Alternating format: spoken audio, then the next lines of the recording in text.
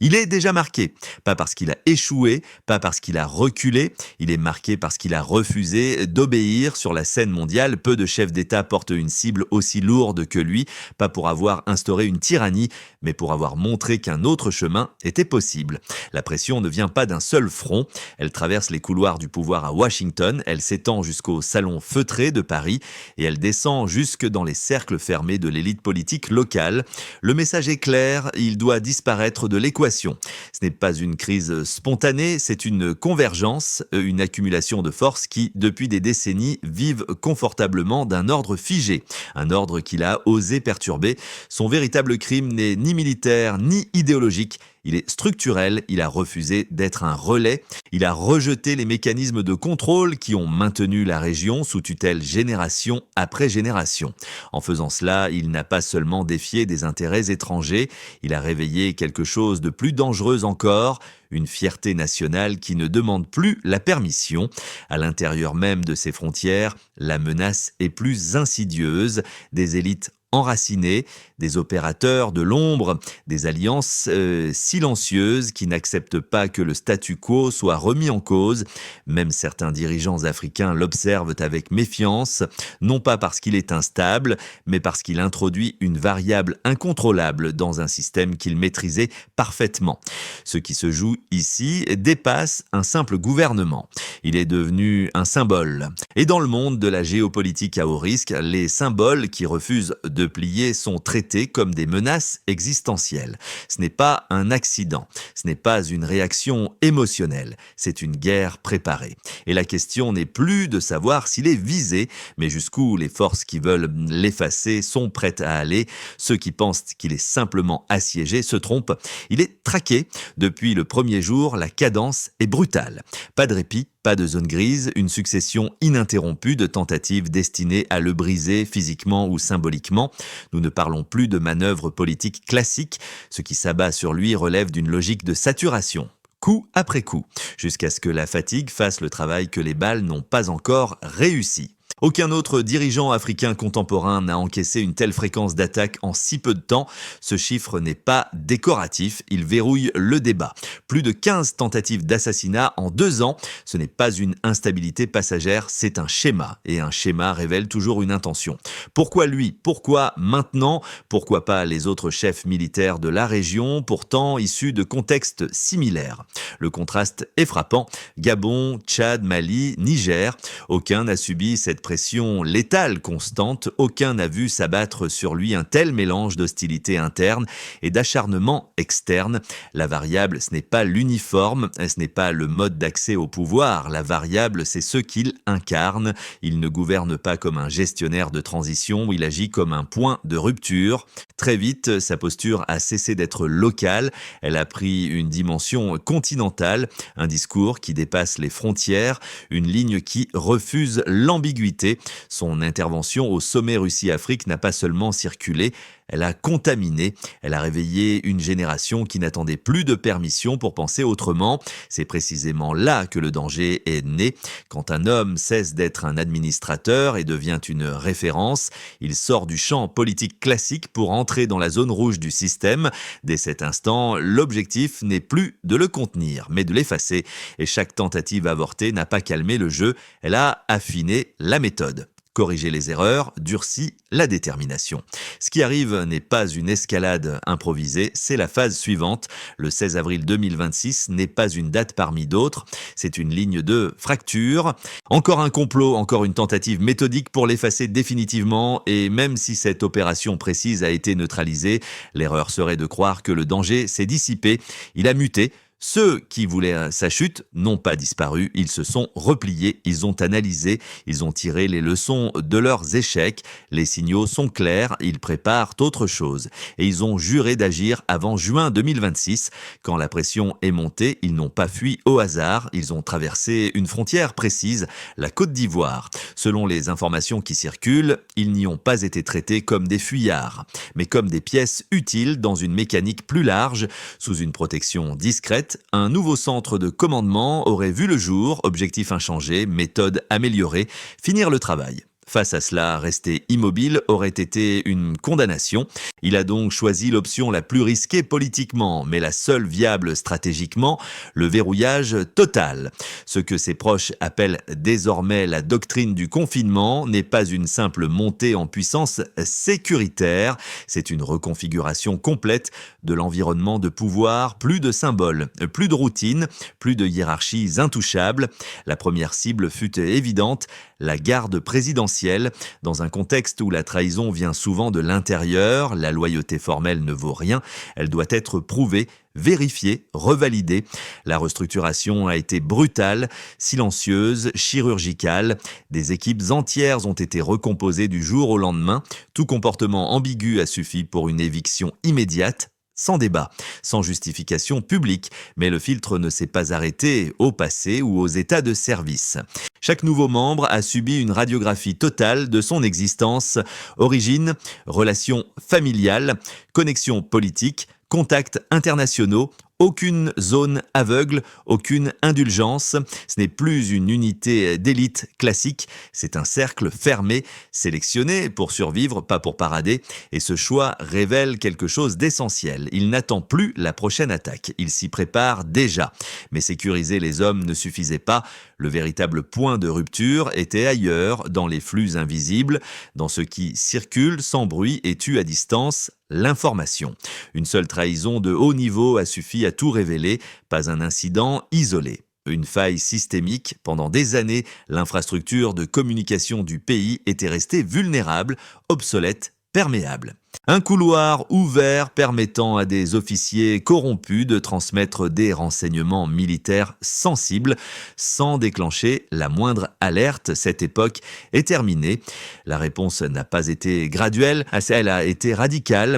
L'architecture numérique a été démontée pièce par pièce, puis reconstruite depuis zéro. Canaux chiffrés, traçage en temps réel, détection automatique des transferts suspects. Désormais, toute fuite laisse une empreinte et toute empreinte mène à une sanction. Le message envoyé à l'appareil d'État est sans ambiguïté. Le jeu clandestin est fini. Il n'y aura plus ni pardon ni négociation. Mais le verrouillage technologique n'était qu'une couche supplémentaire. La véritable mutation s'est opérée dans l'ombre. Un organe longtemps sous-utilisé a été réactivé, renforcé, redéfini. Le contre-espionnage interne, autrefois focalisé sur les menaces étrangères, il a désormais un mandat domestique élargi, presque sans précédent. Personne n'est exempté. Ministres, commandants régionaux, chefs de police, les affiliations politiques sont disséquées, les loyautés testées, les ambiguïtés éliminées, ceux qui ne s'alignent pas sont déplacés, isolés, éloignés des centres de décision. À l'extérieur, cela ressemble à de la paranoïa. À l'intérieur, c'est une leçon d'histoire appliquée. Le précédent est connu, un révolutionnaire trahi par son plus proche allié, un symbole abattu par la main qui l'avait nourri. Cette mémoire n'est pas émotionnelle, elle est opérationnelle. Il ne resserre pas l'étau par peur, il le fait parce qu'il sait exactement comment les révolutions meurent, et il a décidé que celles-ci ne suivraient pas le même scénario. Mais le véritable levier ne se trouvait ni dans les casernes, ni dans les câbles chiffrés, ni même dans les bureaux climatisés du pouvoir. Il se trouvait dans la rue. Depuis le premier jour, une force silencieuse a été construite méthodiquement, pas annoncée comme une révolution, pas présentée comme une rupture, une armée civile, les volontaires pour la défense de la patrie. Au départ, une réponse pragmatique au terrorisme rural, des citoyens ordinaires, des villages abandonnés à eux-mêmes, une nécessité. Mais ce qui était censé être temporaire est devenu structurel. Ces volontaires ne dépendent pas des anciennes chaînes d'allégeance, ils ne doivent rien au réseau hérité, ils ne portent pas le poids des compromis coloniaux encore ancrés dans certaines strates militaires. Ils doivent leur existence à une seule chose, la survie du projet. Après les dernières tentatives de coup d'État, leur rôle a changé radicalement. Ils ne sont plus seulement une barrière contre l'insécurité, ils sont devenus une ligne de défense autour de la révolution elle-même, déployée sur l'ensemble du territoire, positionnés dans les centres administratifs, présents à proximité des infrastructures clés. Ils forment désormais une cartographie vivante du contrôle national. Mais leur fonction la plus redoutable n'est pas visible. Ils observent, ils écoutent, ils signalent chaque rumeur, chaque réunion inhabituelle, chaque mouvement qui sort de la norme. Ce n'est pas une police classique, C'est un système immunitaire. Toute tentative de conspiration est détectée avant de prendre forme. Toute trahison est isolée avant de devenir contagieuse. Et pour ceux qui pensent que le pouvoir s'arrête à l'humain, ils n'ont pas vu la couche suivante. La technologie, sous couvert d'un programme administratif banal, un dispositif biométrique a été discrètement déployé, présenté comme un registre national, mais conçu comme un outil de traçage ciblé. Les individus liés au complot précédent ne disparaissent plus dans la foule. Leurs déplacements sont cartographiés, leurs interactions observées, leurs communications surveillées en temps réel. À l'extérieur, les critiques fusent. On parle de dérive autoritaire, de consolidation du pouvoir par la peur, de surveillance excessive. À l'intérieur, la réponse est brutale de simplicité. Le pays n'est pas en démocratie, il est en révolution, et une révolution ne négocie pas avec ceux qui cherchent à la saboter. Cette posture choque, elle dérange, mais elle révèle une chose essentielle. Il ne cherche plus l'approbation internationale. Il cherche la continuité. Car une fois qu'un État accepte de se défendre sans demander la permission, le retour en arrière n'est plus une option. Ce qui est en train de se construire n'est pas confortable, mais c'est cohérent. La question n'est donc plus de savoir si ces mesures sont dures. Elles le sont. La vraie question est, sans elles, la révolution aurait-elle déjà été enterrée ? C'est précisément à ce moment-là que la bataille a changé de terrain. Moins de balles, plus de récits, car quand l'élimination physique échoue, il reste une arme plus efficace, la perception. Une guerre médiatique continue, coordonnée, sans uniforme. Chaque mesure de sécurité devient une preuve de tyrannie, chaque silence, une confession implicite, chaque décision, une dérive autoritaire présumée. La mécanique est connue. Répétition, simplification, amplification. Un général américain accuse, des titres reprennent. Des plateformes diffusent. Et le doute s'installe. On parle d'or détourné, de ressources pillées pour protéger un seul homme. L'accusation est lancée sans preuve, mais avec un objectif précis, fissurer la légitimité. Mais regardons froidement, s'il y avait pillage, il y aurait des traces, des signes visibles, un train de vie ostentatoire, des actifs dissimulés, des échappatoires internationales. Rien de tout cela n'existe. Pas de villa, pas de jet, pas de déconnexion avec le terrain. Il est toujours là, en uniforme, dans le pays, au milieu de la pression. Et même en admettant l'hypothèse la plus cynique, une question demeure. Dans un contexte de guerre asymétrique, financer la sécurité nationale, est-ce un crime ou un devoir souverain ? Mais la campagne ne s'arrête pas là. Vient ensuite l'accusation la plus inflammable, la plus dangereuse, l'instrumentalisation ethnique. Des récits surgissent, affirmant l'existence d'une politique ciblant une communauté précise, une narration explosive, parfaite pour fracturer la société à distance, et pourtant sur le terrain, le silence, aucune directive officielle, aucune confirmation locale, aucune trace tangible. Les voix les plus bruyantes ne viennent pas du pays, elles viennent de studios lointains, d'analystes autoproclamés, de capitales étrangères. Ce décalage n'est pas anodin, il révèle une chose, le récit est conçu pour l'extérieur, pas pour la réalité, car l'objectif n'est pas d'informer, il est d'isoler, isoler le dirigeant, isoler le mouvement, couper les soutiens potentiels, éroder la patience du peuple, c'est la dernière phase avant l'échec forcé. Quand la violence ne suffit pas, on délégitime. Quand la délégitimation échoue, on fracture. Et à ce stade, le combat n'est plus seulement militaire ou politique, il est cognitif. La survie ne dépend plus uniquement des armes, elle dépend de la capacité à résister à la narration imposée, car lorsqu'un peuple commence à douter de ce qu'il voit vivre au quotidien, le terrain est prêt pour l'effondrement ou pour un sursaut. C'est ici que le choix devient brutal. Il n'y a plus d'entre-deux, plus de neutralité confortable. Si cette trajectoire est acceptée, alors un précédent est créé, un État africain qui décide de survivre par ses propres moyens, un pouvoir qui ne demande plus la validation extérieure pour exister. Et une fois ce précédent installé, il devient contagieux, car quand un pays démontre qu'il peut rompre avec la dépendance, d'autres commencent à se poser la même question. Et c'est précisément ce que le système ne peut pas tolérer. Mais si cette trajectoire est rejetée, si la pression médiatique, diplomatique et interne finit par fissurer l'édifice, le scénario est tout aussi clair. Le retour en arrière.